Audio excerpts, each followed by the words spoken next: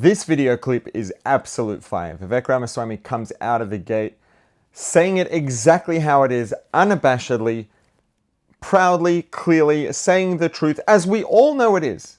It's just amazing that we live in a world where there's this the entire narratives that are built on lies that everybody knows are lies, but somehow we have this sense of pseudo-virtue that it's virtuous to buy into lies and to support narratives that we all know are based on lies. And Vivek's not having any of that. He comes out of the gate swinging, saying it exactly how it is, how we all know that it is, by the way. There's one point that I disagree with him very strongly on. While you're listening, it might not be the one that you were expecting it to be, but let's have a listen and see how we go. My view is that now is the moment for Israel to return to its founding premise. The Jewish state has an absolute right to exist. A divine gift, gifted to a divine nation, charged with a divine purpose. Israel has an absolute and unequivocal right and responsibility to defend itself to the fullest, applying the only language that its adversaries understand, the language of force. So what would David Ben-Gurion say today? He would say, don't depend on anybody else's fleeting sympathies or permission to do it. If Israel wants to destroy Hamas, Israel should go ahead and destroy Hamas. I'm just getting started. If Israel wants to destroy Hezbollah, Israel should go ahead and destroy Hezbollah.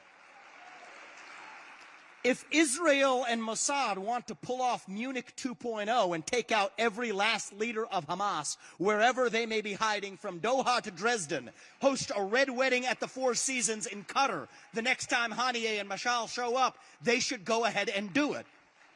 If Israel wants to, at long last, abandon the myth of a two-state solution, Israel should go ahead and abandon a two-state solution.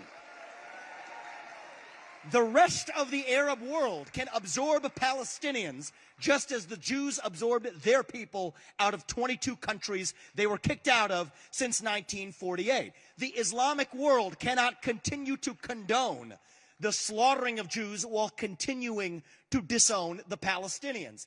That is the hard truth, that neither member of either political party is willing to speak out loud to the Arab world. I will. But these are decisions for Israel to make, not America. I am not running for president of Israel. I am running for president of the United States. And just as it is time for Israel to return to its founding premise, it is time for us here in the U.S. to return to ours. So I would say there are three big points here that I really want to address. Number one is, and he says it exactly how it is, that force is the only language that is understood in the Middle East. The only currency that you can buy with, the only language that people understand in the Middle East, across the Middle East, is force. It's very clear. It's not like, you would think that based on news and all of the marches and the protests, you could almost imagine that outside of Israel, the Israel and Palestine issue, and Israel-Iran issue, and Israel-Syria, and Israel and half of the other countries in the region, everything else is all just peaceful and dandy, and it's not like there's the Turks and the Kurds or Iran and Iraq for decades, and this is a region where force is the only language that people understand writ large. It's the way it goes. All the countries across the Middle East pretty much are tyrannies, and that's just the language that people understand. And peace deals with people who only understand force, they work They work to do one thing, which is to encourage more terrorism. And that's exactly what has happened every single time Israel tried to compromise, tried to make peace, tried to play nice. If you are dealing with an entity that has an ideology that says you must cease to exist and we will use any means at our disposal to achieve that, and the only thing that we respect is that which we fear, which is force, you play nice with them. To them, it's just a green light to go ahead and continue with the savagery and continue with the barbaric terrorism in pursuit of their ends. And that's exactly what has happened every single time. And every time that Israel put the foot down and decided enough's enough, no more games, and put up a substantial, consistent show of force, what they got in return was peace. What they got in return was respect. What they got in return was safety and security. All of these ideas, it's this. We have this wonderful notion in the West that everybody just wants peace and we all just want to get by together. And if everyone would just try to get along, it would be so wonderful and beautiful. And you know what? If all of that were true, it would be wonderful and beautiful. But it's not true. It's not even remotely true. Israel is trying to live and have peace and security in a region surrounded by people who just want them gone and will do anything they can to achieve that ends.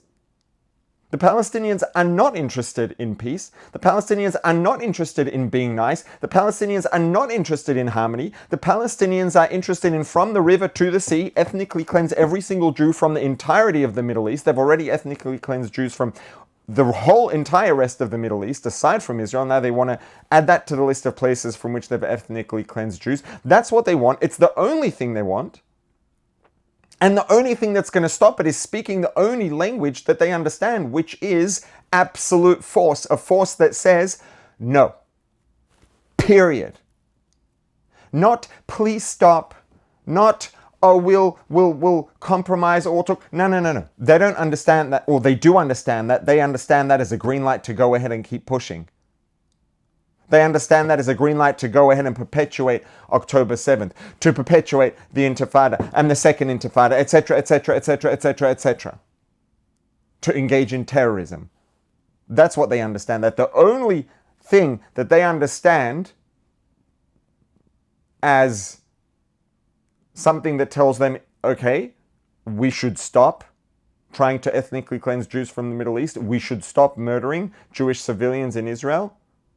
And mind you, Arab civilians in Israel and Druze civilians in Israel, etc. We should stop doing all of that. The only thing that makes them understand that is absolute brute force. Period. And so, frankly, unfortunately, and it is unfortunate, there are no other options available because this is the only thing that they understand. And they have proven it to us repeatedly, again and again and again and again, throughout the entire history of this conflict. So it's time to stop playing games, to stop burying our head in the sand, to stop pretending that we don't know that this is the only language that they understand, and start speaking the language that they understand, which is put them in their place with overwhelming force, whatever is necessary, so that the Jews in Israel and everyone else in Israel can finally have some peace.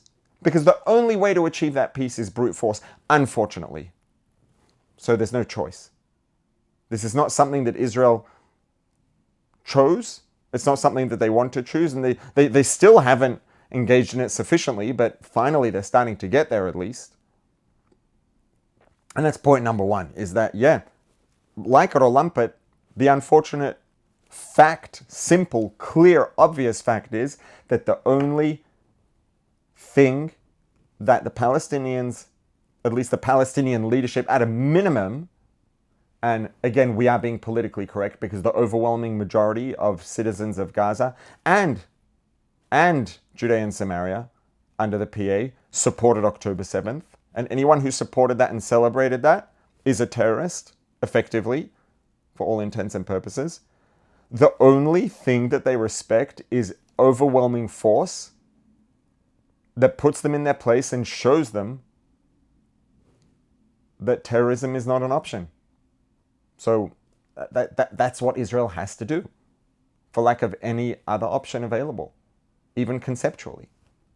That's point number one that he makes, is let's be real. We all know that this is the truth. Let's stop pretending that we don't know that it's the truth and get down to business. Number two is, that he unapologetically, unabashedly refers to the two-state solution as a myth. Many of us have known this for a long time. Some people who wanted desperately to believe in the two-state solution as a viable option, and I would say, frankly, a lot of them wanted to believe in it for a good reason, coming from a good place. They wanted to believe that there are two sides here that are interested in peace, and that we can really perhaps try to work towards some sort of workable coexistence. Nobody is stupid enough to believe that that's an option anymore. It's become so clear that you can't bury your head in the sand and deny it, even if you want to. You bury your head in the sand, and the sand is going to scream at you that the two-state solution is a myth. It's not even a remote possibility. So kudos to him for calling that out and calling the two-state solution what it is, which is an absolute and complete myth. The thing that I disagree with him very strongly on, and I'm going to come back to it in a second. The point that he makes at the very end, which is really the sort of the overall point of this whole talk, is that Israel, he 100% is behind Israel doing whatever it needs to do to achieve safety and security and speak the language that they understand, which is force, and do what you got to do, get the job done, don't play games. The other side of that is that the point he's making is that Israel has his support to do that on their own, but that's Israel's job, not America's job. This is a conversation that can get complex, and getting into that argument can be made coming from a number of places. In Vivek's case, it's coming from a place that is very consistent, which is that he's a very strong believer in the fact that American resources belong to American people, American taxpayers, and they should be used first and foremost for the needs of American citizens. Exactly, where people draw the line on the spectrum between being isolationist and then, getting heavily involved in all of the world's problems. That's a very big spectrum. And, he clearly leans very strongly towards America worrying about itself, but at least giving political support to Israel. And that's another conversation that becomes complex, and I can appreciate and respect quite a range of positions along that spectrum, at least as being positions that are genuinely made in good faith. But the thing that I strongly disagree with Vivek on, the point that he makes here, is that he says that, the Arab world I think he said the Islamic world, cannot continue to disown the Palestinians and condone the slaughter of Jews. It's like, what do you mean? Of course they can. Of course they can. That's the whole point of this thing. The only people in the universe ever to have refugee status across generations, so that the children of the refugees and the grandchildren of the refugees also have that same original refugee status. There is no people other than the Palestinians in the world who have ever had such a phenomenon, who have ever been part of such a phenomenon. And there's a reason for that, and that's because the perpetuation of the victimhood of Palestinians, the perpetuation of them being it's this poor nation of refugees, serves a very extremely valuable and lucrative purpose. Valuable purpose, more broadly, is power. Power for Iran, power for all the different people that are manipulating and using the Palestinians as their useful idiots, keeping Israel occupied with the Palestinians and using them for political clout for power. Iran uses them to hurt Israel, to hurt Jews. And literally, lucratively, financially, I mean, look at all the heads of Hamas. All the heads of Hamas have personal wealth, a personal net worth in the multiple billions of dollars. Where did that money come from? That money came from international aid that was given to the Palestinians by all the countries of the West, mostly with hopefully good intentions and, genuinely meaning, well, the money was sent to Palestinians. Hamas took the money, built tunnels, bought weapons, and bought mansions in Qatar and other places across the Middle East, and gave nothing to the Palestinian people.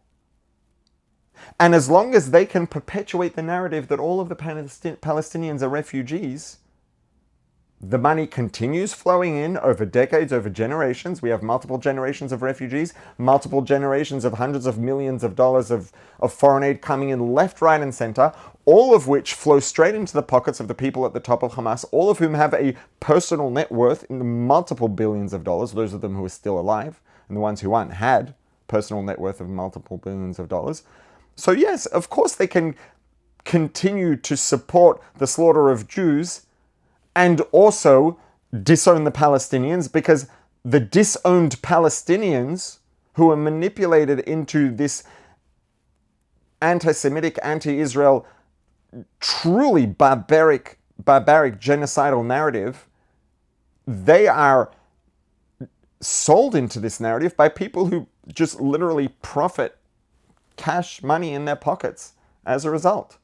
So of course they can continue to disown the Palestinians and support the murder of Jews. It's power and it's money. Very simple. That's literally the whole point of the Palestinian people existing, as far as all of their, sympathetic supporters who are so worried about their well-being are concerned, right?